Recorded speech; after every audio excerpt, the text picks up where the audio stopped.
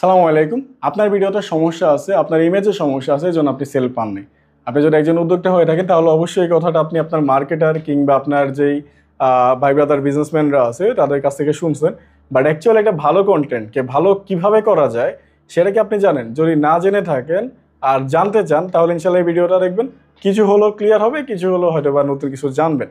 So ছোট একটা checklist বানালাম এই জিনিসের জন্য। 4টা জিনিস থাকবে আপনার, এটা গুড কন্টেন্ট, একটা সেলেবল কন্টেন্ট যেটা দেখে অ্যাকচুয়ালি মানুষজন কিনতে আগ্রহী হবে। সেটার মধ্যে প্রথম নাম্বারটা হলো হুক।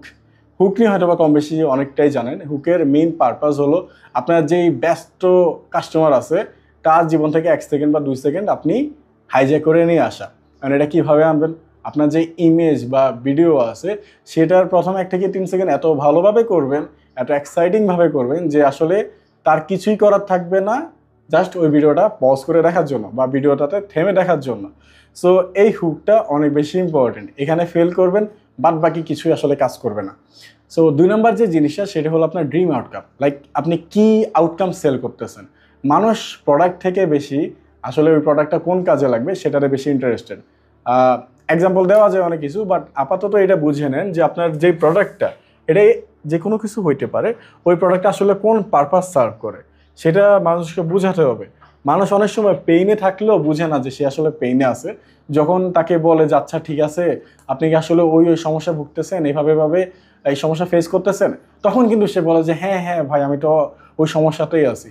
সো মানুষ আসলে যখন পেইনে থাকে সে নিজেও জানে না, আপনাকে নিজে তাকে পিঞ্চ করে করে বলতে হবে যে you are in pain and you need my solution. তারপরে 3 নাম্বার যে জিনিসটা সেটা হলো প্রসেস, ওয়ার্ক প্রসেস। যদি আপনার প্রোডাক্টটা খুব ইজিলি ইউজ করা যায় তাহলে অবশ্যই এটাকে 1 2 3 স্টেপে দেখা দিবেন, যেভাবে এভাবে করবেন আর আপনার প্রবলেমটা সলভ হয়ে যাবে।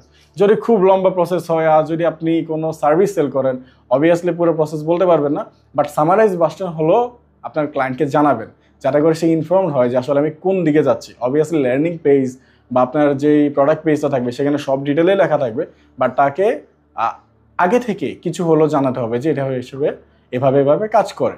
সো 4 নাম্বার যে জিনিসটা সেটা হলো সিটিএ।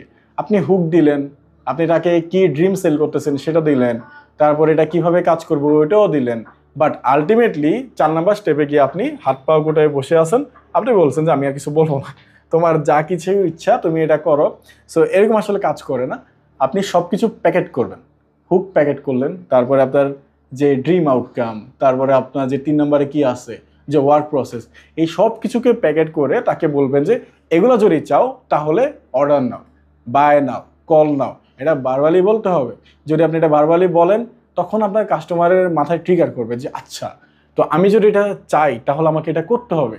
শুনতে খুবই সিলি মনে হয় যে কি বলেন ভাই, কাস্টমারকে বুঝে এরকম বলে বলে দিতে হবে। রাইট, এক্স্যাক্টলি করতে হবে। কারণ মানুষের এত সময় নেই যে সে নিজে থিঙ্ক করে একটা লাইন লিখবে বা একটা কাজ করবে। সো আপনাকে নিজে তাকে একটা ফানেলের মধ্যে একটা ভিডিওর মধ্যে একটা ফানেলের মতো যে ইনস্ট্রাকশন দিয়ে যেতে হবে যে এখান থেকে এখানে যাও, ওইখান থেকে ওইখানে যাও, তারপর আমাকে টাকা দাও, টাকা দিয়ে প্রোডাক্টটা নিয়ে যাও। সো হোপফুলি এই ভিডিওটা থেকে কিছু হলো ইনফো আপনারা পাইছেন। আর যদি এটা পছন্দ হয় তাহলে অবশ্যই আমার পেজ বা প্রোফাইলে কানেক্টেড থাকবেন। ইনশাল্লাহ সামনে অনেক অনেক ভিডিও আসবে। আসসালামু আলাইকুম।